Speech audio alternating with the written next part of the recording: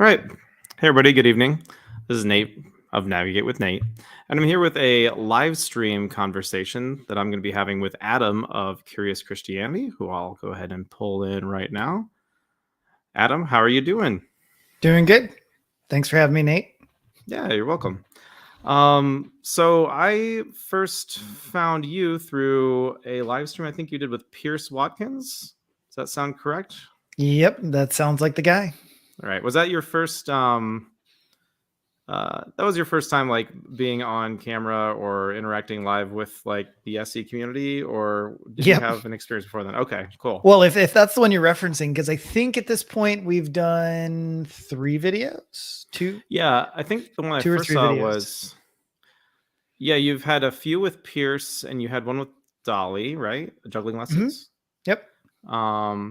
And I think the one that I first saw was you were reviewing videos that weren't SE, but you guys were kind of giving feedback or critiques of them, various like street activists and other clips that I guess Pierce and maybe some other people had found online, and you guys were talking about them from, or at least some of the guys were giving it from like an SE perspective, and I don't know if you were just pulled in for a different perspective, possibly. Does that sound right? Yeah, that sounds right. Sounds right. Yeah. It was a very unique thing because we didn't exactly know. I wasn't 100% sure. It was literally probably the day of the event that I even got more information, because it was kind of like, yeah. So we're going to do this thing. We knew that there were going to be a variety of different perspectives, and so yeah, we were just me and my buddy Daniel were kind of there to add our perspective, and it sounded like they were like, "Hey, yeah, you guys did have a different perspective." So yeah. But I thought that was really interesting, and I thought you had a lot of interesting things to say. And then I think I saw one other video you had with Pierce and Matt, and I think I watched your interview with Dolly. And then at that point, I kind of intentionally, like, we had been talking about having a conversation yeah. at some point, and I intentionally did not watch anything else since then, because I was like, okay, I don't want to get too familiar with Adam yet before I get a chance to interview him, just because I don't want that to like there'd be too much background where like I have all this like unequal knowledge where like I know everything about you and you don't know anything about me. Sorry, like... it's taken so long to get here, Nate. No worries. Yeah, we've both been kind of busy and had a lot going on, so we had to kind of reschedule a couple times, but that's cool. I'm glad to have you at this point. So Yeah. All right, cool. So what I was thinking is we would kind of just have a chance for you to kind of introduce yourself a little bit, and I might ask you a few questions, just background info, because I don't really know that much about you at this point. And you can ask me some questions too if you want to get to know me a little bit before we really dive into a particular topic, and then we can explore a particular belief. I know that you had something on the table with personal experience, but we can come back to that a little bit. But what would you like to tell everybody about yourself, or your YouTube channel, or what you're doing here online? Yeah. So I run the Curious Christianity YouTube channel. I'm very interested in having lots of discussions about Christianity on my YouTube channel. I'm not afraid to have conversations that are very unpopular, potentially, or even contentious, and with other people that are outside of orthodoxy, inside of Christianity. Because I really feel like once you kind of find your solid foundation and faith in Christ, that you're free to explore. You're free to explore because you're not really risking your entire life or anything like that. And so I really encourage, hey, if you're really interested in maybe going a little deeper into Christianity and having some conversations that are somewhat niche, then you can come check out my channel. And then also, we've just been hosting a few conversations with guys like yourself. So, Cool. Yep. Very cool. Awesome. We were talking a little bit about like your background, that sort of thing. You're not married yet, but ladies, there is soon going to be a job application. There's a list of criteria coming out. If you're interested, Adam's looking for hey girls, man, I'm just saying, like, editing is a huge pain. If you can like edit, cook, and clean, like maybe you'll just have to like punch that in there, and then we'll work something out. Comes with a ring and a place to stay. Yeah, I'm a little bit skilled in editing, but I'm not sure if I'm your type, and I'm also already taken. So sorry, Adam. can't help you out there. So, well, cool. And how long have you been running your channel? It's probably been just under a year. So yeah, it's been just under a year. And then, honestly, I kind of started the channel, a little bit of kind of self-discovery, as well as discovering, okay, what is it I like to do? What kind of videos do I want to do? I've definitely seen some people like kind of dive in and they kind of get going one direction, and then they kind of discover like, yeah, I don't want to keep making this kind of content, and I've kind of been messing around and playing with that myself. And then I've also ended up into some deep research stuff. And so it's kind of been an avenue that I can kind of present some of my deeper research that I've been doing on the Bible. So. Oh, cool. Getting into like biblical scholarship and that sort of thing. Yeah. And it's not for school. Everyone always asks, "Oh, is it for school?" It's like, no. I just found something that was incredibly interesting in Genesis 3. And so I went to go and look up all the commentaries, and none of them mentioned the observation that I made. Oh, and then wow. I went to the next library, and none of them, I looked up every commentary. None of them had anything on it. So I asked the librarian for journal articles. Nobody had it in there. And so then I started emailing professors, emailing some in Germany and Texas and all over the country. Cool. And nobody was really giving me a solid answer as to why what I was seeing was mistaken. And so that was many, many, many months ago. And I have ended up discovering a bunch of stuff that I think is very clearly in the Bible. And it's the original meaning of what the text meant.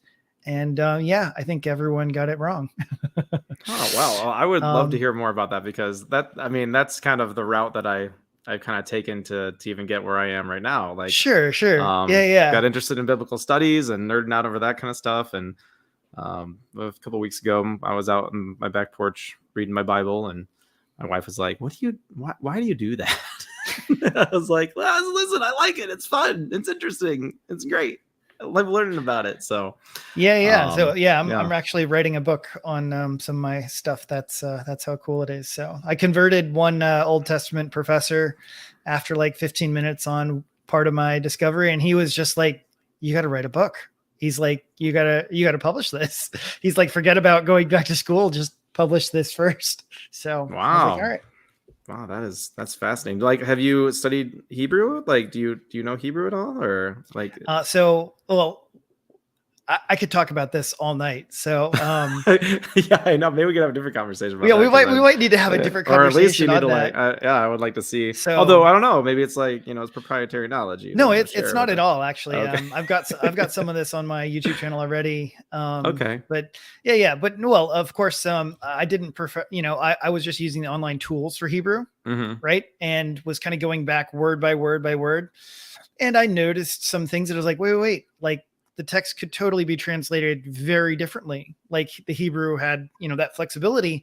And I already had all of the rest of the context and other stuff like that in my mind. So I was like, well, if it could be, this is the logical answer as to how it should be translated. And then I immediately contacted everybody I could find. I was like looking for a Hebrew scholar. Exactly. Right. Yeah. And the first guy that I ended up getting a hold of, he was a recommendation from one of the Bible colleges. And, he's like, "Hey, you want to do a Zoom chat or just email?" And I was like, "Zoom chat, definitely." Right. And he's like, "Okay, cool." Get him on there. And I'm like, "Hey, awesome, man. I'm glad to hear that you work for Bible college." And he's like, "Oh no, I don't work for the Bible college." I was like, "You don't?" He's like, "No, I'm a full-time Bible translator for Wycliffe Bible Translation."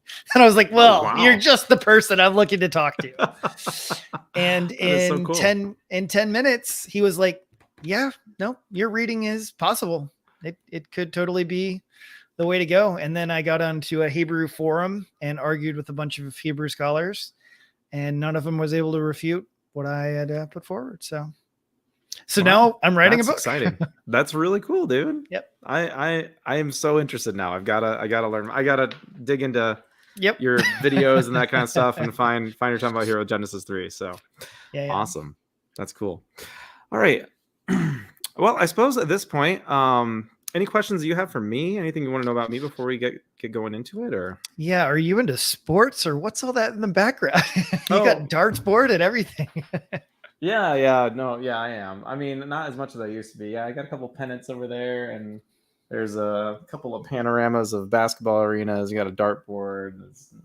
I'm in the basement. Ping pong table. There's we got this for Christmas. We got a little dual Papa shot over Oh here. my gosh, nice. We are rocking and rolling down here in the basement. So Yeah, that's a pretty nice basement. So yeah, I like it a lot.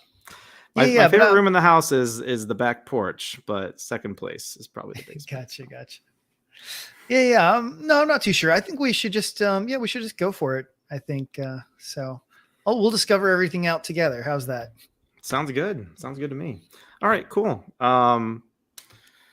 So you had mentioned something about personal experience. Like, was it something like as a way of knowing things, like personal experience as a like a piece of your epistemology?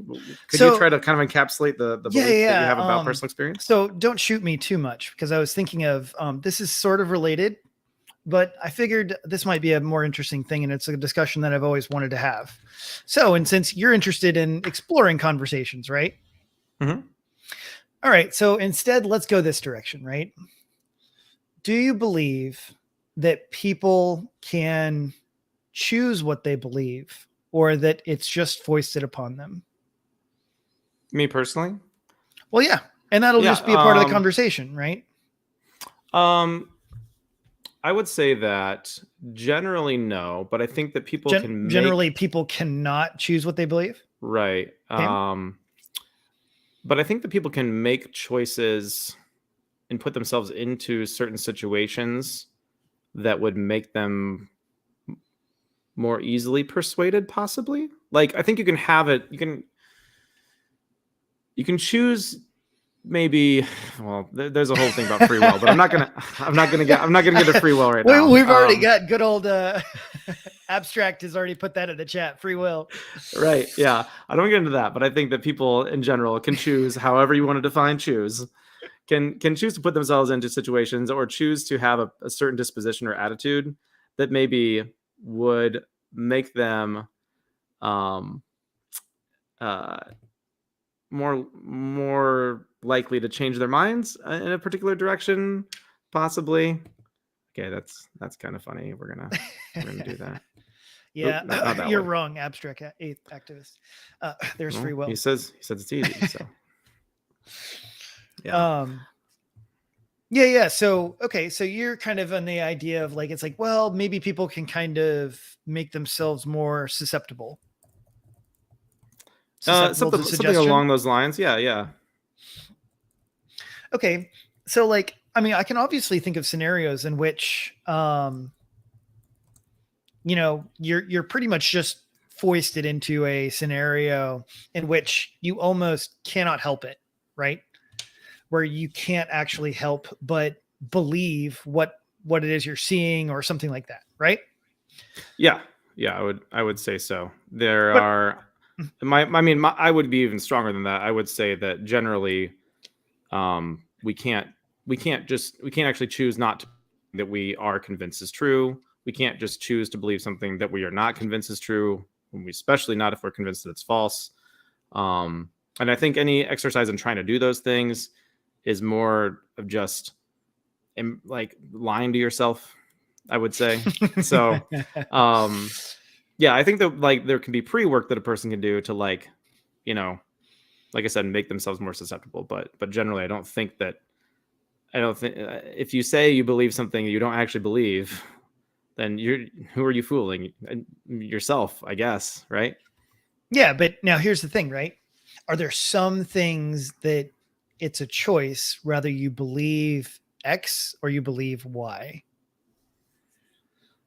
Because to me, it seems like there are some scenarios and some situations in which you actually make a choice. And give me an example. Yeah. So, I don't want to use all right, here we go. Let's use, okay. Tony Robbins gives an example. He gives an example about, a terrible Thanksgiving that he had, right? His family was poor and his dad could not provide for Thanksgiving dinner at all. Right. So they have nothing to eat. Okay. Right. And So anyway, one of the neighbors or whatever comes and brings all of the food for them, right? And his dad is actually livid in the scenario. And Tony ends up coming to the opposite conclusion. His dad is livid because his dad felt everything of like, they're just trying to humiliate me and things like this. But Tony's perspective was, hey, people are nice and they're willing to help you. Now, my point between those two is that it's a choice how you decided to interpret what happened. You could have interpreted it as somebody came to help me, and that means that things are, people look out for other people. Or you could choose to interpret it as, what a jerk. I can't believe that he would kick me when I'm down by showing me that I can't provide for my own family. Yes, I don't know if that's really I'm not sure that's really a belief, is it? I think Or is so. it more just an attitude? Like how would you describe I guess it's a belief about other people's attitudes, maybe? Yeah. Yeah.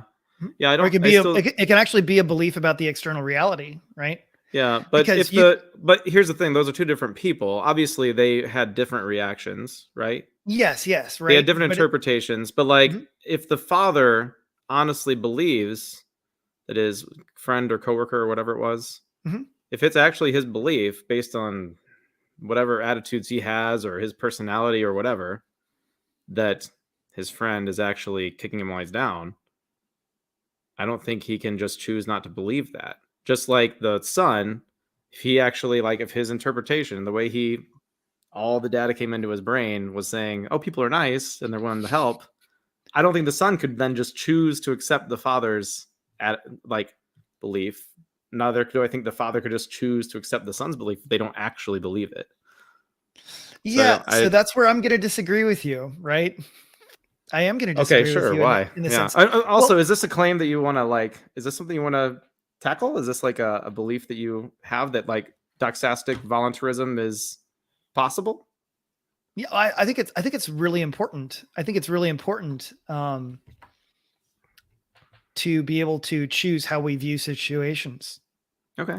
Right. So is that I something think it's, I just want to make sure that I'm kind of like, I want to make sure that I know what the topic is, and like, it's really important for me. This is something, if you watch any of my interviews, like I'm afraid I haven't much. I'm probably like almost verging on obnoxious with how many times I repeat back to my interlocutor, like, okay, so, and I try to get clarity on it. And probably some people who watch are like, oh, he's doing it again. Like, but like, it's really important for me because I want to make sure that we aren't going to talk past each other or whatever. So I'm just going to these throw that on the screen and see if it makes sense to you, right? So claim. Well, no, I love it the way you have it right there. Personal experience and choosing beliefs.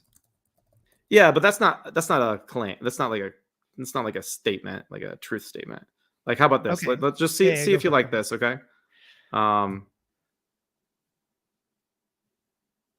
Yeah, people can choose their beliefs. Sure. Cool. All right. Just want to make sure that some we're clear some that beliefs. If you want to be accurate, I'm going to say some beliefs. Some beliefs do seem like they're almost difficult to shake, right?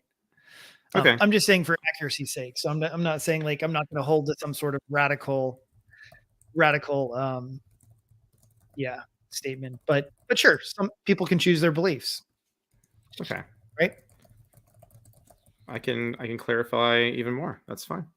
I love it. I always want to make sure it's something that you agree with, and as long as that looks good, people can choose at least some of their beliefs. Yep. Cool. If it's cool with you, it's cool exactly. with me. Awesome. So is that more clear for you? Yeah, I think it is. Okay. Yeah. So it's partially your benefit, it's partially the audience benefit, and it's mainly my benefit why I ask those kind of clarifying questions. So you'll hear me do that a lot.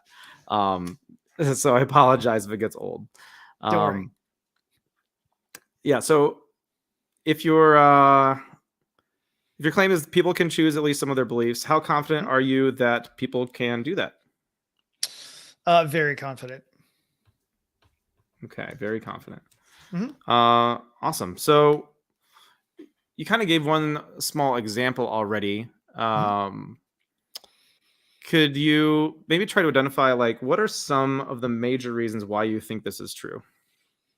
Yeah, I think it's I think if you want to talk about like attitudes, right?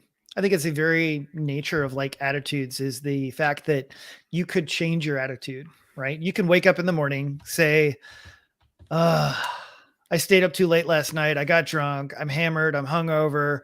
You know, you roll over, your wife slaps you in the face because you totally also forgot to buy everything from the grocery store. And you know what I mean? Like everything you could possibly imagine. And then you look up and your cat is literally peeing on you while you're still in bed, right?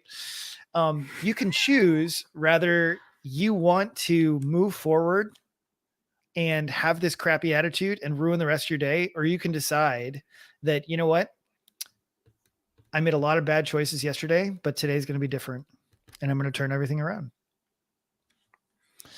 And I think that's a fundamental difference about also, you know what? You could choose how you see everything that happened yesterday. So in other words, your belief could be completely different, right? You could in the morning wake up and say, you know what? All that stuff happened to me yesterday because I deserved it. I deserve all the crap that happened to me. I deserve to feel terrible today. Or you could completely change your belief and say, you know what? I don't deserve that. I didn't need to do this. And you could actually change your perspective on what you believe and how you interpret the information that's there. So the information doesn't change. The only thing that does change is your belief about what did happen. Okay. Just to clarify, you kind of talked about attitudes. Mhm. How do you see the relationship between attitudes and beliefs? Do you view attitudes as like a type of belief? I think attitudes are often result of beliefs. Okay, so attitudes are a result of beliefs. So I just want to make sure I'm following the example here. So in this example, the attitude is kind of like how you're gonna, I don't know, maybe face the day Or it's kind of how you feel, right?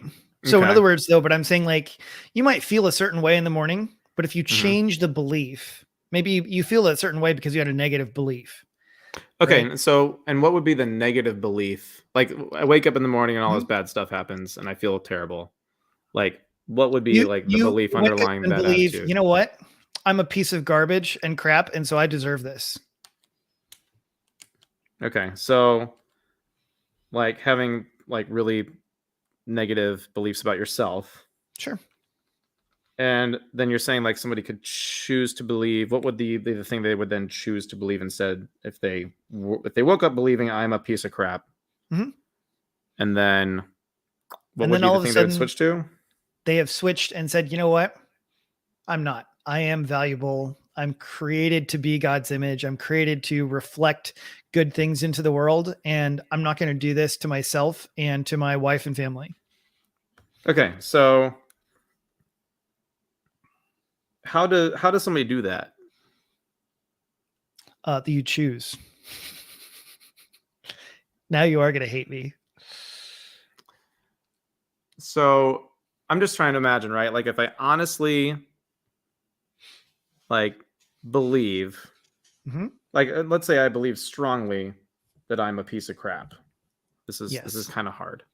Yep. Um and it's and it's not just like, you know, an emotional like I mean this is an emotional kind of claim though. So I mean emotions are fleeting to a certain Yeah. extent. And so but like if let's say that I believe that I was a piece of crap for years, maybe Yes. I've been really self-hating, depressed, etc. Mm-hmm. Um how does somebody who's having this terrible morning and maybe they've been having a terrible month and a terrible year, how do they just how do they go from I honestly believe I'm a piece of crap, and then how do they Mm-hmm. just like pluck that belief out and like throw it away and replace it with a new one? Sometimes it might be a process, right? Okay. So you could talk about like for instance, more deeply ingrained beliefs, right? It could be a little bit more work or whatnot, right? But I would say that like a lot of things or whatever you would change by an act of will. right? So you would have to change it by an act of will. So you might do it by deciding like, you know what, I'm not, and you choose to believe that I am valuable, I am loved, or any of these sorts of things. And so perhaps you repeat that mantra to yourself to help adjust your emotions, because I think that emotions and beliefs are different, right? Would you agree with that? Or attitudes and beliefs are different, kind of like what I said in the beginning? Yeah. I'd have to really think about it to clarify and make sure I understood like how I conceptualize each of those, but I would say that they are different. Yeah. Some of them might be like subcategories of others, or some might depend on others. Like you said, I think you said that attitudes depend on beliefs.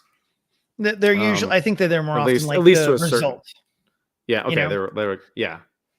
Like Yeah. they're yeah. So Yeah. So it's an act of will, right? Yep. So if I believe I'm a piece of crap, and let's say I have a bunch of reasons for that, you know, past experience, personal experiences, maybe like kind of like you were saying, right? And I don't want to. Maybe do you have to first like not want to believe the thing you believe? No. To have this act of will? No. I don't think so. Because I mean, I guess it depends a little bit on how you want to. So it can get a little tricky, but let me give you a slight scenario as to why I want to say no on the onset for that, right?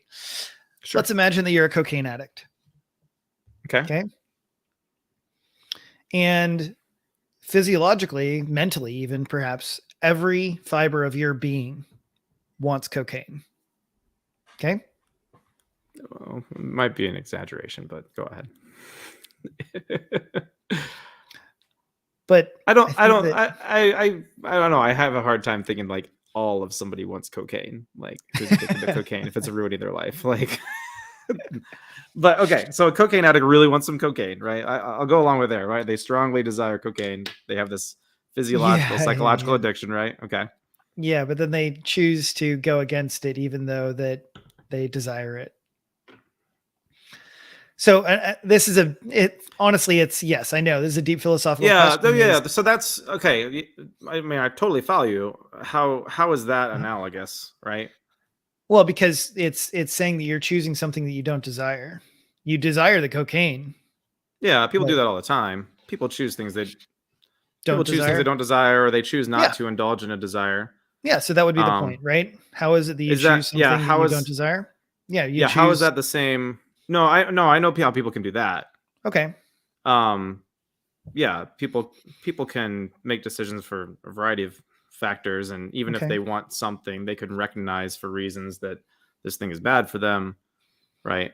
But how is that similar to flipping a switch and changing a belief, right? Making a decision. I understand. To believe something different. Yeah, how do you make a decision to believe something different?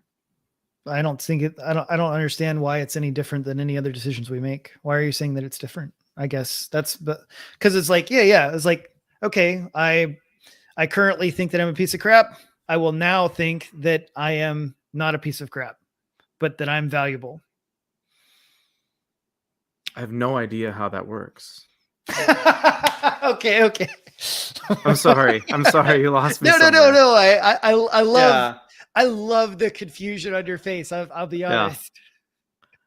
Yeah. You're just you. Yeah, I can tell you look baffled. I am baffled. Yeah, because okay, so just let me try to explain kind of where my befuddlement or whatever. Okay. Yep. So because I found the cocaine thing totally disanalogous, and I'll not mean to offend you or anything. Just no. I just didn't get it. I might have just not gotten it. So yeah, because you said that you totally understood the idea of choosing things we don't desire, right? Well, I would say choosing things we don't desire. I don't know if I'd put it that way. But maybe I would at least say making a choice that goes against some of our desires. So like a cocaine addict, they really want cocaine for all the reasons we talked about, but they also probably have lots of other beliefs. They probably believe cocaine is bad for me. I can't afford this cocaine. Last time I did cocaine, I hurt myself, or my girlfriend left me, or if I keep doing cocaine, I'm gonna wind up yada yada yada. Maybe I'll have a heart attack, right? They're gonna have a lot of reasons probably to not do cocaine, even though psychologically, physiologically, they really want cocaine, right? I don't see a fundamental change of any beliefs when they choose to not do cocaine. There was no magic switch where a belief just changed. They just made a decision based on a variety of factors. Does that make sense? Like I don't see a desire and a belief is the same thing. Like having a desire to me is not the same thing as having a belief, right? It's kind of like how attitudes and beliefs aren't the same thing. Do you think personal perception is a belief? By personal perception, you mean like the things how I view myself, hear, or no, how I view myself? It can't. Some of them can be, yeah. Yeah, there's attitudes that people have towards themselves. Well, you said attitudes again, but let's stick in the arena of beliefs. Do we have beliefs about ourselves? That's what I'm trying to. Yeah. Yeah. Of course, we have beliefs, but I believe I have, thick eyebrows. I believe. Yeah. You believe you have thick eyebrows, right? Right. That's not really an attitude, but yeah, of course we have beliefs about ourselves, but we also have like general attitudes towards ourselves too. Like it might be like more like self-esteem, which might be partially built on those beliefs, or you could say like I believe that I'm attractive, right? Right. Yeah. That could be something somebody believes, right? Like, can somebody who believes they're attractive look in the mirror, see their attractive face in the mirror, and choose to believe they're ugly? Yes, absolutely. I know that one might be, but I totally think so. And I think that this is, so part of the thing, right? Have you ever dealt with anorexics? Not directly. I know. Like, okay. I mean, I've occasionally met somebody like there, I had like a student who I would like email the counselor, like, is anybody looking into that? And they're like, yes, we know. They know, their parents know, they've been to the doctor. I'm like, okay, good. Like that, but I haven't like counseled anorexics or anything like that. So, yeah. So anorexics don't believe they're attractive, even though some of them are ridiculously gorgeous. Okay. So how do some of them get from being unattractive in their minds to being attractive in their own minds? I think it's a lot of therapy. Right. So, but the therapist will always tell you that they can't change anybody, right? What are the therapists doing? The therapist is helping that person change their own beliefs about themselves, right? Yeah. Okay. Yeah. People change their minds. Isn't that they change their minds? They change their beliefs about themselves? Yeah, but it's a process. Yeah. So what's wrong with that, right? But they can choose to make their own beliefs, right? I don't think so. So if it's a process how is it an unguided process? Are they not making choices? No, it's I mean, in that sort of situation, it's very guided. Like it's extremely guided by the therapist. And so there's a whole host of strategies, various different therapies, cognitive behavioral therapy, exposure therapy, acceptance. I mean, there's all kinds of stuff that they do, right, to convince the person who's anorexic that whatever that is they need to convince them of, whether it's that they don't need to lose any more weight, or that they're already thin enough, or that they are beautiful as they are. That whole process is a convincing process, as far as I am aware of. So is it the therapist or the person who changes their mind or belief? I think it's collaboratively. Yeah. I'm not going to completely disagree with that. Right. Yeah. It's so something could the person have done it without the therapist? Yeah, potentially. Yeah. But part of the reason we could do that would be they still have to become convinced. Do you think people? You don't, though. I believe. Okay. Maybe this is a good place to go. You said, because I think that we're just kind of, I feel like we're up against the wall. So I'm going to take it in a different direction if that's okay with you. Is that okay? Go for it. Go for it. You clarified your claim at the beginning that people can choose at least some of their beliefs. Mm-hmm. What beliefs? Is there an example of a belief that you don't think people can choose? So I don't really know the answer to that. Well, I'll put it this way, in the sense that a lot of our beliefs are subconscious, right? We don't actually process a lot of our beliefs, right? We just go through the world and our beliefs kind of just go into our subconscious, in which case it's possible. I don't know exactly to what extent, there is plasticity, right?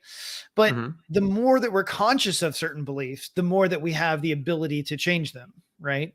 Which is the only reason that there are any solipsists in the world. Do you know what solipsism is? Yeah. Tell me that's not a semi-ridiculous belief, right? I mean, for the average person, when you're talking about solipsism, is the belief, right, that you are the only mind and that everyone else is a figment of your imagination. And it's like, if you ask the average person, how did anyone come to that conclusion? It's like, again, well, even though that is based on something that the average person just finds this to be an incredibly intuitive, subconscious belief that there are other persons, right? And it's like, but somebody thought about that and ended up coming away with a different sort of, belief about it. So it seems to me the more that you're conscious of beliefs, the more potential ability you have to change them. I'm curious how that process works. Like that's where I am. I think that's where we have to focus on. Because this is going to come down to free will, isn't it? It's not my fault. I didn't mean to go to free will, but I mean, maybe it is. I mean, do you think that's a good question, actually?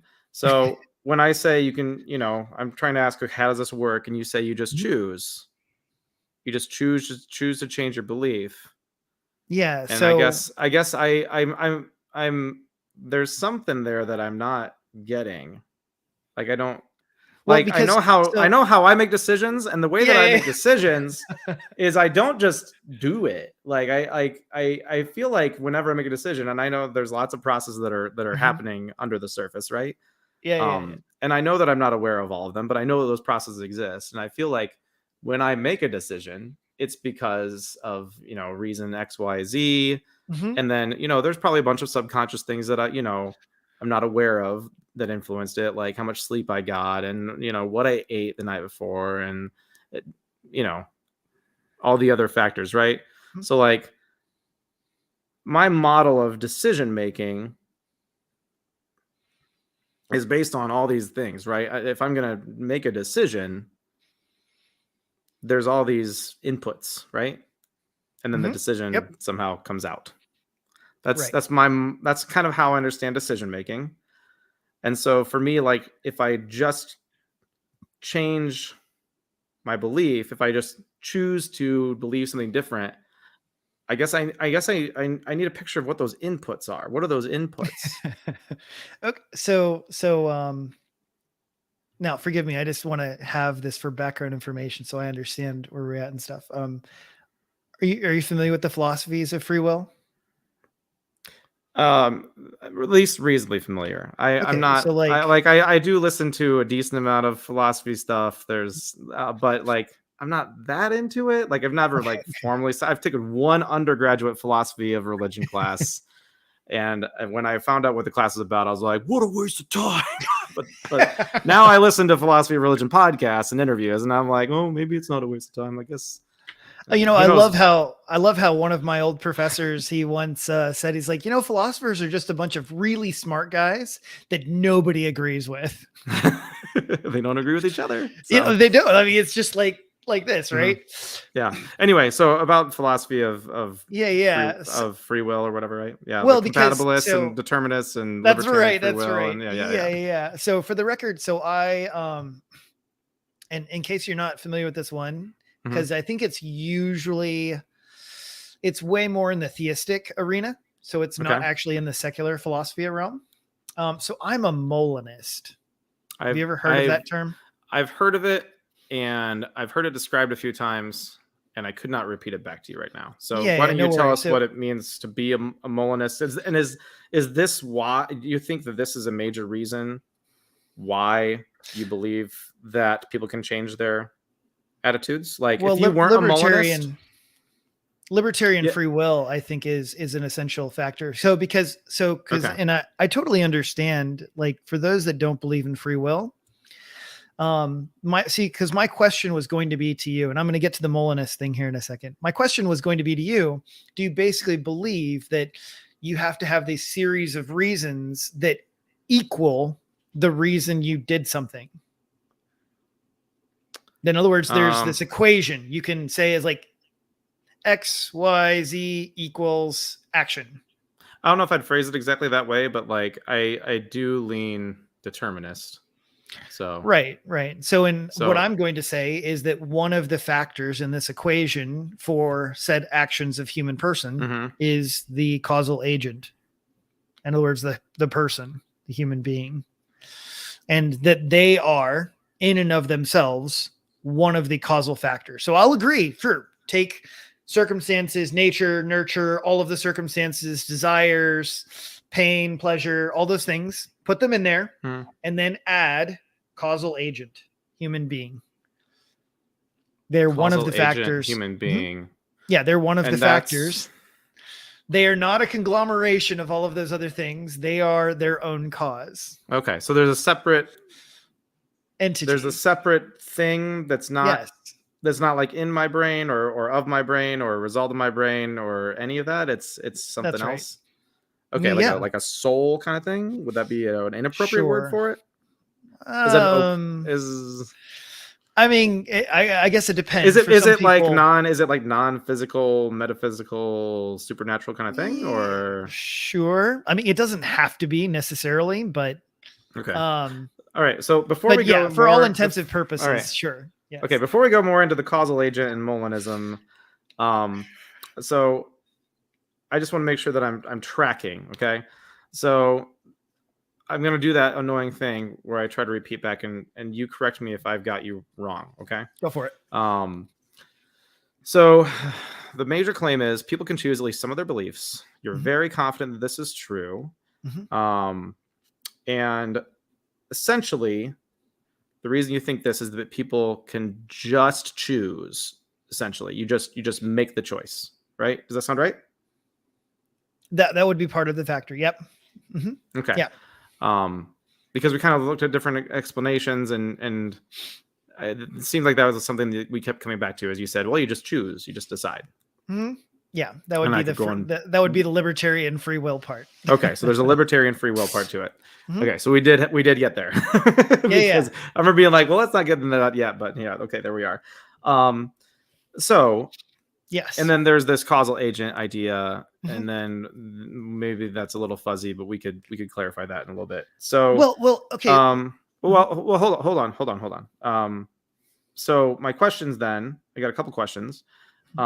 If you did not believe in free will or libertarian free will, do you believe in libertarian free will? Does a Molinist believe in libertarian free will? Okay.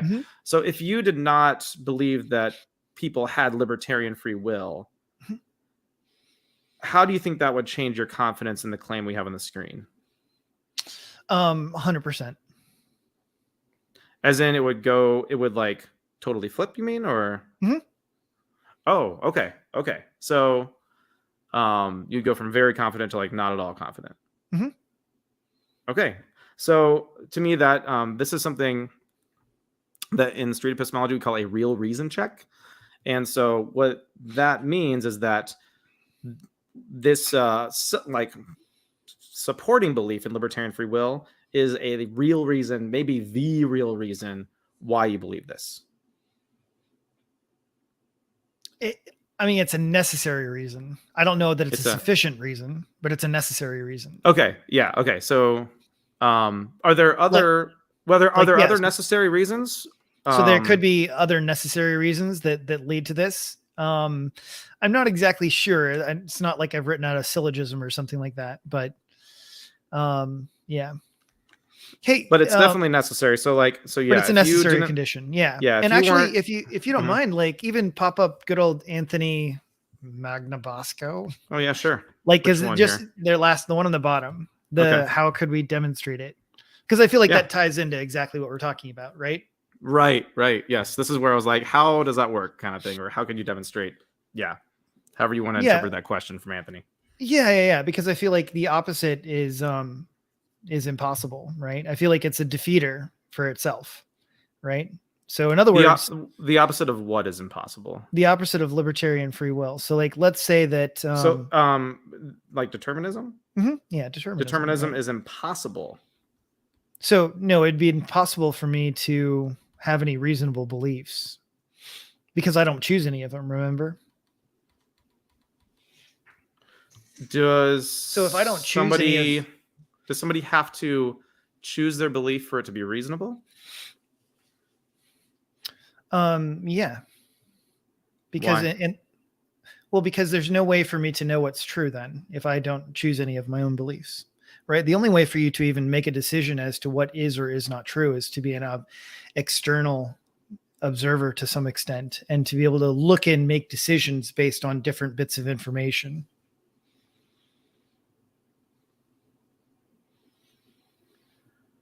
To be an external observer? Yeah, because you're choosing between different options, right?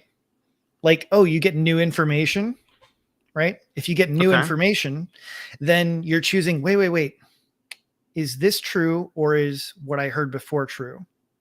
Is that a choice? I say that it is. And if it's not a choice, then therefore you could never determine what's true. Why not? Because you don't make any choices, right? So how could you say you could determine what's true if you don't make any choices? Well, how do we generally go about determining what's true? By assessing different information and bits of information, right? Yeah. Okay. I agree with that. You assess information. And then you make choices, right? Yeah, but I think that your definition of choice is different than mine. But you're not making choices in determinism, right? No, you're making choices. There's no choices in determinism. It literally is determined, right? Yeah, it's determined, but you still make a choice. But I think we have different definitions of choice. You make decisions. Really sure. People make choices all the time. I mean, I choose what shirt to wear in the morning. I choose what cereal to eat. I decided whether to propose to my wife or not. We decided whether to have kids or not. Yeah, that's because I would say that you have libertarian freedom, not because you're determined. Okay. So, yeah, but I would also say that we make choices, right? Do clocks make choices? As far as I know, no, because clocks don't have brains. What's special about brains? Brains are just high-functioning clocks on determinism, aren't they? No, I don't think so. I wouldn't say that. Do you? Well, no. Of course I don't, because I'm not a determinist. Yeah, this is a good question, because I'm not sure why you're saying a brain isn't a high-functioning choice. A high-functioning clock? Oh, yeah, high-functioning clock. It's completely different. Like, it functions in completely different ways, I guess. And it makes choices that it's not just one way. Well, hold on. I don't know. I'm not sure if I understand what you mean by that question either. This is good then. The commenter has a question. It's a great question. I'm not sure if I asked it or not. What does he mean by choice, right? Because I said, great follow-up. Thank you, the commenter, for helping me. Because I asked, I think we have different definitions of choice. And so I like Sasha, your tree of choices. Tree of choices, yeah. Tree of choices. So what do you mean by choice? Like, when you say choice, what do you mean? I mean that you can see multiple options and you can choose one of them. Okay. And so that just means that it's possible for me to make more than one choice. So on determinism, you only go one direction. Yeah. Well, I would say that if, like, you rewound to the exact the exact situation, if everything in the universe was exactly the same, then yes, it's going to play out exactly the same. So the way that I often hear free will and determinism contrasted, and please correct me if this isn't what you think, is it's free will, libertarian free will is the freedom to have done otherwise. Yes, that's Does right. that sound accurate? Okay. Yep. Yeah. Now I lean determinist, but so I would disagree with that. I don't think that if you rewound the universe to the exact same state, like I don't have reasons to necessarily believe that there's that agent that you what was the term you used for it? Yeah, the human agent or whatever, right? Yeah, causal agent. Yeah, this causal agent that is not in my brain, of my brain, a conglomeration of my brain, and all these other things. I don't have any reason to. I currently don't believe that is a thing because I just don't currently have reasons to think that there is. So I would be curious if you have good reasons for that. But I still say people make choices because I'm presented with choices every day, and then I think that's decide really to do that. Yeah. So therefore, you should believe in libertarian free will because that's your experience. You experience libertarian free will on a daily basis. You make choices. You do things that you could have done this or you could have done that. I will agree with you that it feels that way. Yeah. It definitely seems that way, and so the seeming, right? If we're going for your intuition. What's the word for this? There's a fancy philosophy term for qualia. No, phenomenal conservatism. Does that sound familiar? Phenomenal conservatism. Maybe one of them know. I don't know. Maybe they know that one better. Somebody Google phenomenal conservatism. I don't know. Emerson Green talks about it on his Counter Apologetics podcast sometimes. Okay, gotcha. Shout out to Emerson Green if anybody else likes him. He does some cool stuff. Phenomenal conservatism basically means that unless you have good reason otherwise, that you should default to what seems obvious and apparent and the phenomena that you are experiencing, your personal experiences. Yes. Right. There you go. See, I totally agree with that. Agree with that. I just think I have a lot of really good reasons for determinism to reject libertarian free will. Yeah. See, I'd be very, I think the main one, the main one, I suppose, is just that I don't believe in that agent. So I think that might be kind of the fundamental difference. But to me, it seems like you're battling against, you don't believe in this agent, but you regularly you have more experiences of being this type of agent that's not. Yeah. Oh, yeah. I think I am an agent that makes decisions. Okay. But what you've described is something different than what I would say. To me, you should believe in free will. No, well, because so to me in determinism, there is no you. Like you also think that you're a you, but in determinism, you're just a rock. You're just a complex rock. Do you think determinists would agree with that? Do you think, here's a question. If you ask me, do I believe I'm a rock? No, I know you'll reject that claim, but I don't know why. It seems logically inconsistent to me. Does that seem like that would be charitable? Charitable. I was trying to not say that because I'm not trying to call you uncharitable, but that's exactly. Yeah. So my difficulty and stuff, and I feel like it's the only way to try and bring it up is to be a little bit hyperbolic in the sense that, I feel like it's the determinist who needs to explain to me why my everyday experience is so radically supposedly different. So, because I'm just going I feel like I make choices. I decided to eat breakfast. I decided to wake up. I decided to sleep in. Yeah, and I think the main thing was something you brought up. Actually, I think the main reason for that is because there's so much that's under the surface that we're not aware of and how our minds operate. But if you had more information, you don't actually get to choose what you believe. Part of my whole point is that you actually get to choose what you believe on my version, but on determinism, you don't choose any. Do you think that's including if determinism is true? Yeah. Do you think that could be part of why you believe this? Is this something that you want to be true? Is it something I want to be true? I think that it's something Well, to be blunt, yeah, I think it's something that's axiomatically true.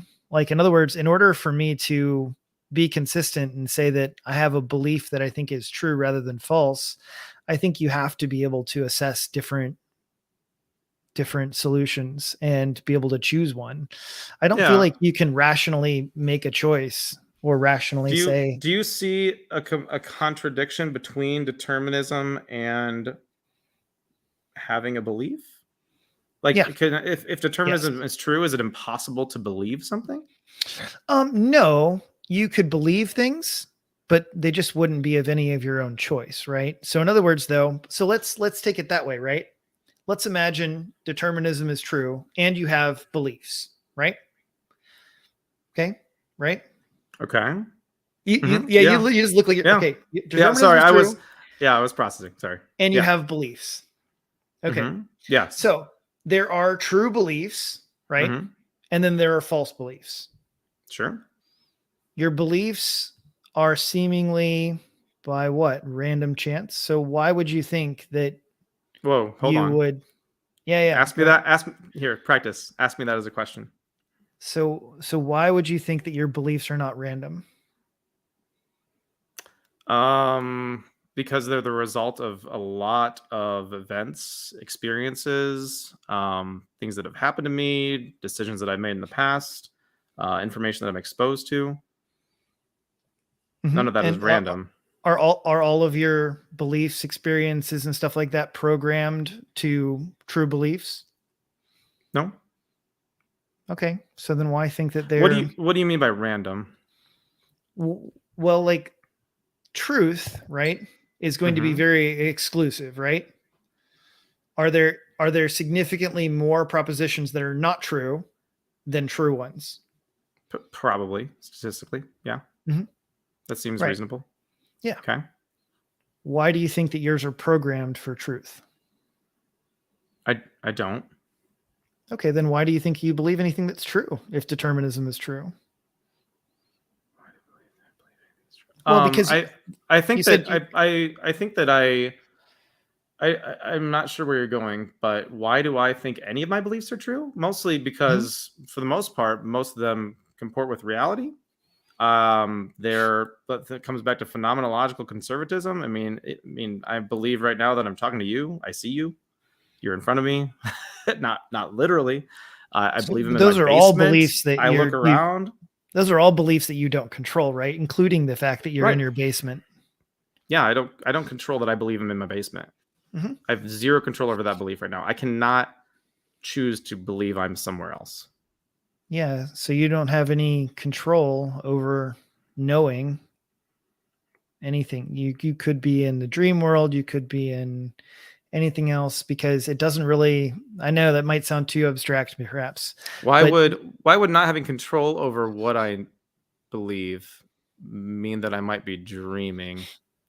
Well, if you don't have control, let's say someone else is just controlling it for you, right? Okay, so like a simulation thing, Sure. theory. Simulation, yeah. That seems like there are all sorts of options that are far more likely than merely you just so happen to have the correct beliefs. You think that a simulation is more likely than I'm actually in my basement? Well, I Is that what you're don't. saying? No, Oh, I I don't don't. either. But remember, there are more possible beliefs than there are more likely false beliefs than there are true beliefs, right? I think we're getting Okay. really. Yeah. Yeah, but the way that I come to my beliefs isn't random. No, it's determined, right? It's not random. It's specific. Right. Yeah. It's not random at all. It's like the Yeah. opposite of random. Right. And you don't choose any of them, including Not believing. directly. Yeah. Well, in any sense, what sense do you choose them? Well, like I said, I think that you can choose to put yourself in certain situations. I mean, not in like a libertarian free will sense, but that's not how I use the word choice. If you want to invent a new word for me to use instead, if you want to corner the market on the word choice, I define choice. What is choice to you? Yeah, choosing between, like, making a decision between different options. Like, when you have more than one option available, you have a choice in front of you, and so then you will execute one path or whatever, right? Yeah. So how can you explain that to me without libertarian free will? But what Yeah. led to you making the decision? Yeah, I mean, like I said, it's a whole bunch of different factors as far as on determinism. There's a variety But of none of them factors. are you, right? Well, I think a lot of them are. It depends on what you mean by you, but yeah, Well, I you, don't think I Nate. don't exist. I don't believe that I don't exist. Is that what you're implying? That I believe I Well, don't exist? I believe I yeah, exist. and you believe that you make choices outside of all your circumstances. No, no. So your circumstances dictate your choices? On like a fundamental physical level, I think in determinism, yes, yeah. I think that's just a fundamental difference between determinism and libertarian free will. Mhm. Like I'm pretty familiar with that. Like I think you are too, right? Mhm. Yeah. Okay. All right, cool. So, like I don't think the two of us as non-professional philosophers are going to like solve free will right now. Like No. so we probably should move on. Yeah. Yeah, so obviously we have a difference in how we see like determinism and free will and that sort of thing. Mhm. And I guess the question I have for you is how if libertarian free will wasn't true, Mhm. hypothetically, Mhm. is there a way for us to know that it wasn't true? No. Okay. Can you think of anything that you could learn in the future that would make you less confident libertarian free will is true? Not particularly, because to me, I would have to be the one to accept, or, because I'm still the observer. So I'm still the person that's the participant. So I'm not really sure. How could I? Okay. Yeah. So How confident are you that libertarian free will is true? very confident. Yeah. We asked that earlier. Yeah. Very confident. Well, the question earlier was how confident are you that you can choose at least some of your beliefs? And you said very Yeah. confident in that. So you're also very confident that libertarian free will is true, right? Because I think this is like a core reason, right, why you have the main belief that people can choose some of their beliefs, right? Is because of libertarian free will. So you have very high confidence in libertarian free will. And I think we also said, this is like a real reason. If your confidence in libertarian free will dropped, then your confidence that people can choose from their beliefs would drop as well, like significantly, right? Like a major shift. Yep. Okay. And when you say very confident, is it possible you're wrong or not? Do you think it's possible you're wrong about libertarian free will? Well, I mean, I guess when you're talking about philosophical certainty, like there are very few things you can be philosophically certain of, right? Okay. So agreed. But for the most part, to me, it's pretty much, I would say, logical in my opinion. Like I find that to me, it logically entails. So I would say it's very, very strong in my opinion. So yeah, that's my issue with it, is that to me, it simply follows that if one's beliefs are determined, then therefore the individual plays no role in their belief, and therefore it's a defeater for its belief in and of itself, because I don't get to choose if I believe that it's true or not. I'm determined to believe. I don't quite get that last part. It's defeater for the belief itself. Yeah. So you said earlier that you can believe something and also determinism can be true, though. So determinism is true. People can still believe that determinism is true, right? They might just can't choose it in the way that you mean choose. Yeah, they couldn't choose it, right? Okay. So in other words, if determinism was true and they believed that it was true, they believed that it was true basically because it was random. Like they randomly believed something that was true. No, it would be determined. It'd be the opposite of random, right? Isn't random and determined like the opposite of each other? I just mean it this way, that they didn't make any they didn't make any choices. The reason that person was determined to choose it was arbitrary. It could have been anybody, but it just so happened to be them. It could have been anybody to make that choice. No. It could have been anybody to believe it. Yeah, I don't quite follow. I don't. Well, remember, that's all right. Yeah. Well, it was the idea of, is like, okay, you have all of these true beliefs, right? Mm. And the thing is, what are the chances that the beliefs that you have are true beliefs? And to me, that seems like the probability. Wait, do you view like forming beliefs as being like there's this lottery of beliefs? Yep, or something. That's what, to me, in determinism, yeah, that's how it'd be. Like, there's a lottery of beliefs, and you just so happen to believe the true ones. Oh, I don't see that at all. As at least somebody who leans determinism and has a determinist and has at least some philosophical background, I wouldn't describe my position that way at all. That would be like, it sounds like a straw man. I'm just gonna let you know. No. I mean, that sounds like something that no determinist would ever say. Like, I know, but I don't think of beliefs as being these metaphysical things that we can like win in a drawing, like in a raffle.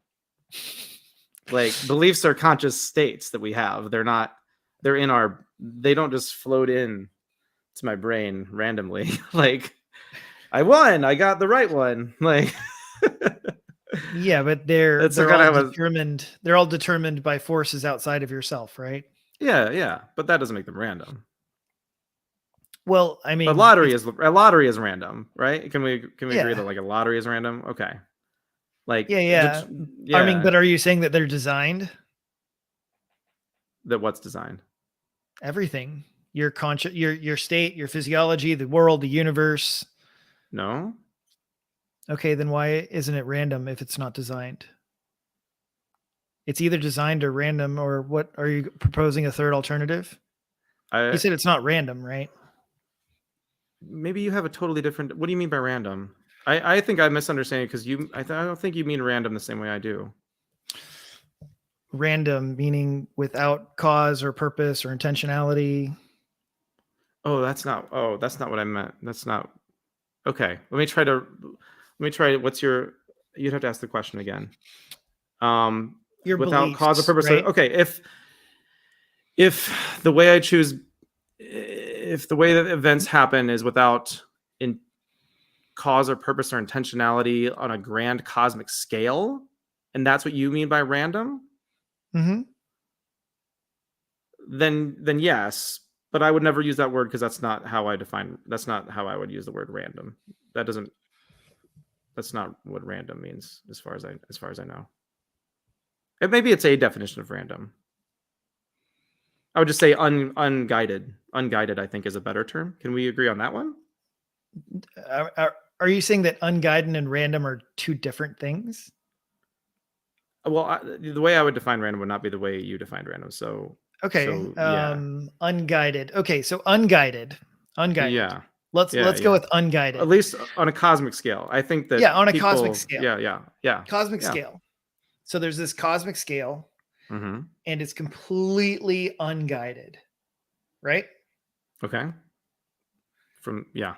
And it just so happens that it throws all these things together and brings about true beliefs by chance, by unguided cause. I think we have mechanisms for that. I think we have well understood mechanisms for how conscious living organisms wind up with at least some true beliefs. So, but they're unguided, right? They're unguided on a cosmic scale, yeah. But like, our brains evolved to at least make assessments of the world around us. So they just I think we make happen assessments to evolve in this way to make assessments that lead to true beliefs. I wouldn't do that air quote "just so happen" thing. I don't know what you mean by that. Well, they're unguided. Unguided, right? Yeah, it's something that happened. Did it just so happen? Maybe. Well, it sounds incredibly implausible, because you could have any set, right? We talked about in the beginning, the idea that it's like, like there are trillions, I don't know. It's probably even higher than trillions of different types of beliefs different types of things. And yeah, but I think are you assigning equal weight, equal probability of somebody arriving at any of those beliefs? Like, could I, like, do I have an equal probability to believe that I'm in my basement, that I'm on Mars, that I'm on the sun, that I'm in my neighbor's house? Do you see those all as having an equal probability? no, I mean, no, I think that, No, I don't either. That's insane. So the probability of you being in exactly where you are is extremely low, right? Yeah, but the probability that my brain can assess where I am is extremely high. But the probability that your brain is constructed in such a way for you to assess true beliefs, that's extremely low. Why? Because it's because we talked about before, like, true beliefs are a very narrow subset, right? Yeah, but like, our brains evolved to generally at least find some true beliefs, right? So Reed's got a comment here. Natural and sexual selection aren't random. Like, they're not random processes. Okay. So they're not random processes. Although, but he's using random in, I think, a different way than you mean. You mean unguided.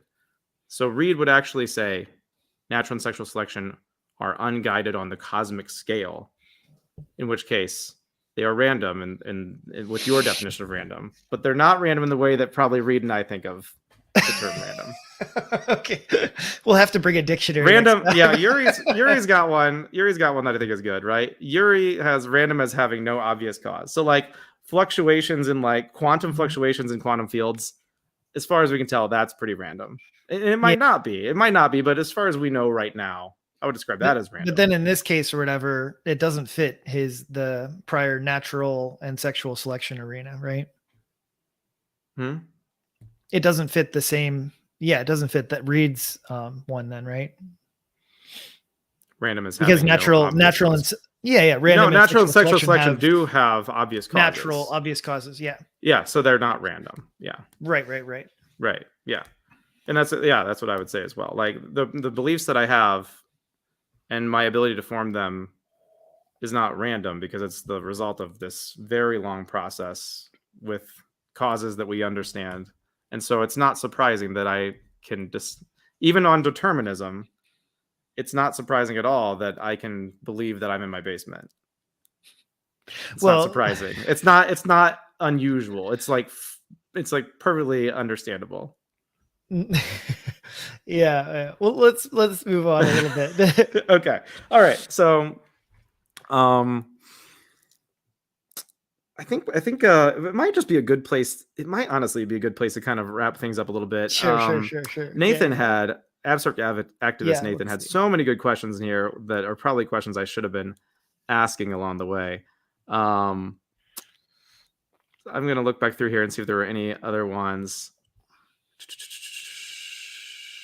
This is a really good one, actually. Here, I'm going to show it from Gina. Yep. Because this is a good place for this kind of discussion. This is kind of where I was kind of wanting to get a little bit meta for a bit. So Gina asks, for Adam, how would the world or his own life be different if he didn't believe in libertarian free will?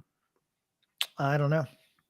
I mean, I guess to me that's a pretty difficult question since I do believe in libertarian free will. But I don't know. Yeah, I guess. Go ahead. I'm sure that there are things. I know at one point I was certainly headed more towards some of the deterministic belief systems.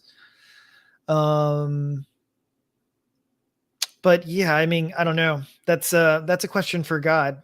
So maybe Gina, if you want to pray and ask him, and when he gives you an answer, then you can send it to me, and then I'll know. Yeah. But I'm afraid, I don't know. That's a really tough counterfactual that I don't really know how it would. And part of my point here is talking about, it's like, what do I think I should? What are to me the logical consequences of the other belief versus what you actually would believe? Because I think that people have cognitive dissonance all the time, right? Lots of people have beliefs where it's like, oh, I believe this, and then one of your friends points out like, hey, isn't that inconsistent? Doesn't it go against what you believe over here? And you're like, holy crap, you're right. That's a great example that I was thinking of earlier. When somebody points out cognitive dissonance like that, can people just choose to continue with their contradictory beliefs? Mm-hmm. They can choose Sometimes. to just believe two things that actually contradict. Yep. What do you think postmodernism is? I don't know or know how that's relevant, but well, because I mean, to me, postmodernists have often have like different contradictory beliefs that they seem to hold without really it bothering them. So I don't mean that in a I know the people derogatory hold contradictory beliefs, but if it's actually pointed out to them where they accept that they have contradictory beliefs, I don't know how to hold on to those two at the same time, I guess. It's interesting. That's something to just think about. Hinduism, like if you think about Hinduism, so Hinduism has argued against the law of non-contradiction, right? So their argument is that the idea of contrary beliefs shouldn't be a problem. Interesting. I'll have to look into that. So okay. All right. So just kind of put a bow on some of the things. I know we kind of went down a bunch of rabbit holes in a few different places, right? So I just kind of want to summarize again. You believe in free will, and I never even got to explain Molinism. Maybe we'll get to that next time. So you believe in free will, and you're very confident in that. And part of the reason for that is that you seem to have a belief about determinism, that somehow determinism is contradictory with having maybe a justified belief or something. Does that sound right? Okay. Sure. Yeah. And so maybe that view of determinism supports this idea of libertarian free will. If you were to, in the future, for some reason, find an explanation for how determinism could be compatible with having a justified belief, do you think that would change your confidence in free will? Yeah, potentially. Okay, cool. Yeah. I mean, I don't know what an answer like that would look like, but yeah, I'm not exactly sure. Like I'm not that studied in like this realm of philosophy. Somewhat well, I mean, I've argued a lot about free will, and of course there are many Christians who are determinists. So it's not an axiom for Christianity in a sense. Christians have all sorts of spectrum of beliefs on this issue. Yeah. Okay, so you got some views on determinism and free will. Maybe those views on determinism and the contradictions you see there are an important part of why you embrace this idea of libertarian free will. And libertarian free will, the fact that and personal experience, that and personal, maybe the phenomenological conservatism. Phenomenological conservatism. Yeah. I mean, like I said, I hadn't really heard that one before. So all right, well, hey, I'll have to look that one up. But you look that one up. I'll look into Genesis 3. All right, because I want to see what you're working on there, because I'm wanting to nerd out on it a little bit. And so that supports this idea that people can change their attitudes. So fundamentally, the main claim, once again, right?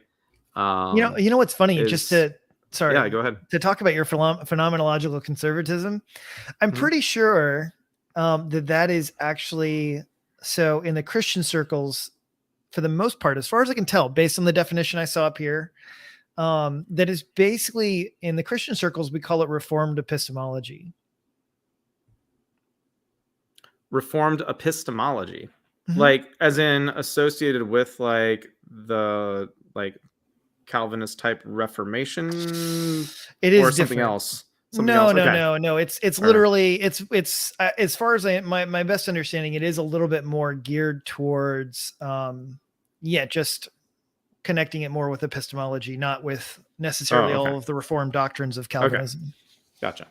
Interesting. So, but it's much more about like this idea that it's like basically, hey, look, based on your personal experience and intuitions, you should believe you should believe what seems to be the case minus a defeater. So in other words, if somebody gives you a good defeater for why you should reject what you experience, then you have a reason to doubt it. But until you have a defeater, you should just believe what seems to be the case. Yeah. Interesting. Yeah, that was another thing I kind of want to talk about a little bit. You did say when you were like talking about being very confident that you didn't think that meant that it was like impossible for you to be wrong or anything like that. Like not like philosophical certainty or whatever you said, right? So well, but that's, I mean, I'd put that in the category of being in the Matrix or lots of these other sorts of things. So in general, like this whole kind of personal experience, and like if we're kind of following along this phenomenological conservatism, which would you say that's probably generally good to, like, do you generally subscribe to phenomenological conservatism? Yes. Okay. As far as I can understand from this definition here, yes. Does it sometimes happen where what seems to be true isn't true? Of course. Okay. You've been to a magic show. Yeah. Or the sun rises and it sets, but sure. It seems like that's what's happening, right? You thought she was into you and she wasn't. I don't know. So the way that things appear can be wrong sometimes, can be false. Now I know you also have this idea of this contradiction in determinism that you see, right? But phenomenological conservatism, just going with how things appear, right? They kind of like this personal experience thing. Yep. If that's just hypothetically, just pick any belief X. If the only reason, let's just pretend, the only reason we had for belief X was this phenomenological conservatism thing, well, it looks true, it appears true. How confident do you think somebody should believe that X is actually true? Where should they put their confidence, knowing that sometimes the way things appear can be false? They should still be very confident. That's the entire point of phenomenological conservatism or reformed epistemology, is that you should only doubt it if you're given a reason to doubt it. You need a defeater.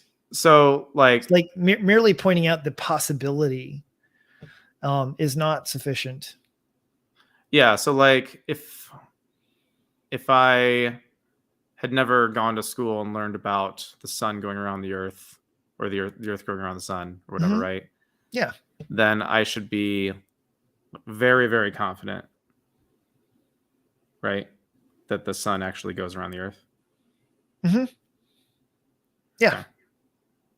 Okay. All right. Interesting. Well, because you don't have any evidence to the contrary. Yeah. Could that get us into trouble? I mean, what do you mean? I guess like in like things with higher stakes potentially, right? Could having like really high confidence as opposed to maybe like moderate confidence, could that possibly get somebody into trouble if they believe something like, well, it just seems to me that I don't know. Is there a belief that you think might be harmful? Like, can you think of like something that somebody could believe would be hard? It seems to me that cocaine's good for me, maybe. Like you said before, right? Like, it makes me feel really good. It seems to me cocaine's good for me, and they're really highly confident because every time they've done cocaine, it feels great. Like, could that get somebody into trouble? Like, as opposed to if they were just slightly like a little bit confident, or like, but there's no way to know. Like, if you don't have, you need a counter reason. So whatever it seems to be the case, you could be just as much trouble if you didn't go ahead and wholeheartedly believe something that you seemed like was right with your own eyes. Is there a benefit to wholeheartedly believing something as opposed to having some reservations? Yeah, I think that there are actually a lot of benefits to wholeheartedly believing things. One actually is just your joy in human experience, right? So I think if you constantly just doubt things for the reason of, I could be mistaken, then that doesn't inherently lead you to truth. You should try and find things that are going to lead you to truth as much as humanly possible. And merely doubting something without any clear other direction is not going to be helpful. And actually, I really like, just your channel name, right? Navigate with Nate, right? Mhm. Well, what do you need? You need markers.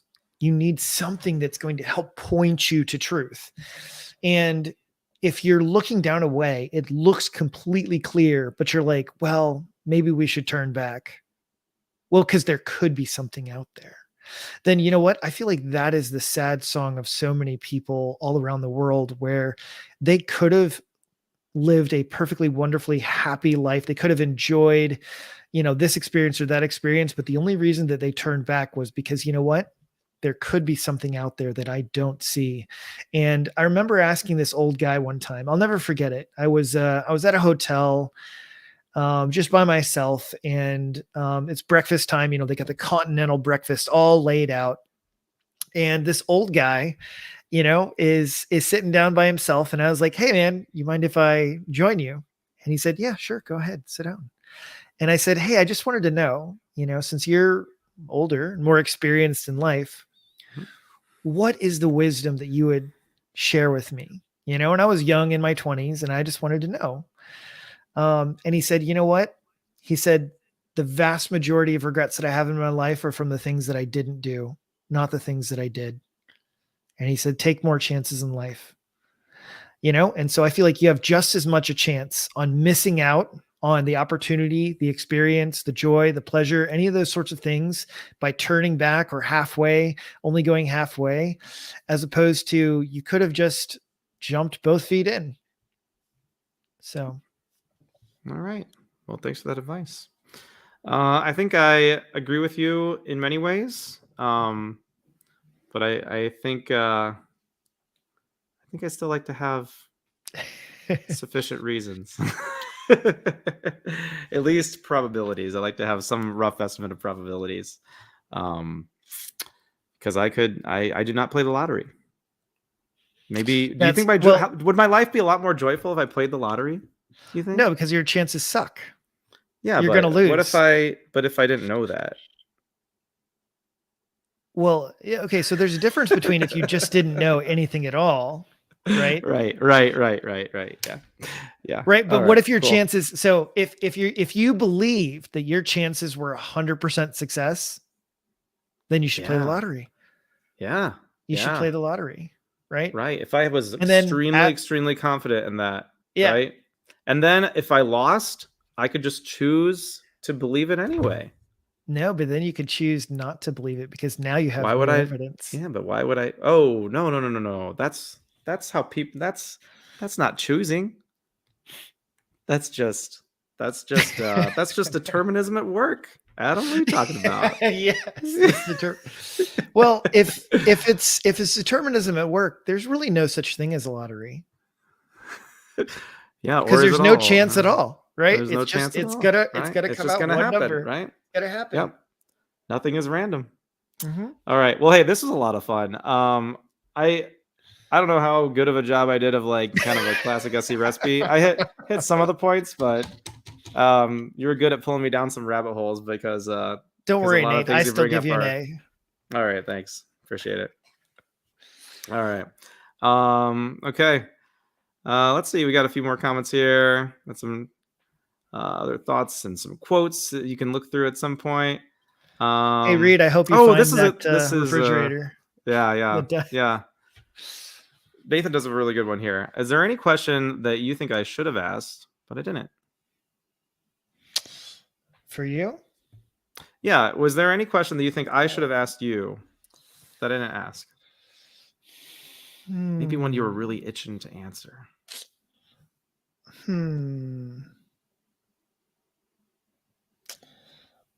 I wish I had a good answer for that at the moment.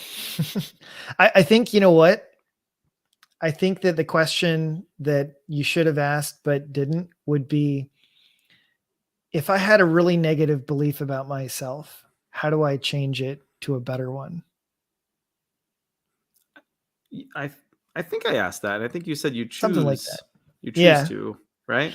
Yeah. Yeah, I think I asked that question. That's And yeah. So something you like said that. you said you just choose. And then my brain broke, and then we had the rest of the conversation. So, yeah, what is Molinism? I think Molinism, that's getting into more theology, but I think that might be a good conversation for maybe a different topic. Yeah, So, maybe we'll different get talk. to that later, or you can just DM me, Reed, if you're losing your mind. I mean, to be honest, today you can just type it into Google, you'll find the answer. Yep. All right, cool. Well, hey, thanks so much, Adam. This was a lot of fun. I think I was right when I saw your conversations with Pierce. I was like, oh, this guy seems like he'd be so much fun to talk to. So I really had a good time. I hope you It was did a great too. conversation. Yeah, I did. Yeah, thanks for visiting. All right, and yeah, sometime here when the time works out, if you want to talk to me again on your channel, I'd be happy to join, and you can grill me. Although I think you might have asked more questions than I did tonight. I'm not sure. So. Yeah, well, I appreciate it, guys. So, and yeah, I'm sure we'll see you guys in the next video at some point. All right, cool. With that, thanks so much for watching, everybody who's out there. Thanks for the for chatting in the live stream. Really appreciate that. Yeah, these are a little bit different, obviously, than sitting down in the park and talking to random strangers. Adam's got a whole Don't lie, you know it's robust, awesome. a whole robust things that he's already thought about, which is very different than talking to somebody who maybe hasn't thought so much about what they believe and why. But Adam is like me into biblical studies and philosophy and all kinds of fun stuff. So that makes it an extra treat. So that was a good time. All right, if I can figure out where my buttons are to play the things, we'll go ahead and get out of here. Any last words, Adam, that you want to say to everybody out there? Yeah. Hey, hope you guys enjoyed the video. And if you want to come bug me or ask me questions, feel free to hit me up on Twitter at Curie-Christian or whatever. And then come find my YouTube channel, Curious Christianity. And look forward to creating some more content. Cool. Awesome. And you'll probably be seeing some more videos from me. One other thing I wanted to talk about that I wanted to talk about at the beginning, and I forgot. If you haven't checked out what David and Veronica of Sound Epistemology are doing out there, I'll post some links in the description here when I'm finished. They just recently visited me this past weekend, and we had an absolute blast. We got to hang out, pick their brains. We set up in my hometown and had some cool interviews, some cool interactions. And check out what they're doing. The Street Epistemology Adventure Team is out, coming to a city near you, possibly, but only if you contact them and invite them. So check them out and stick around for more from me in the future. And maybe look for me over on Adam's channel, Curious Christianity, here in a little bit. So with that, we're going to wrap things up here. So thanks again, Adam. It was a lot of fun. Have a good night. Yep. See you guys.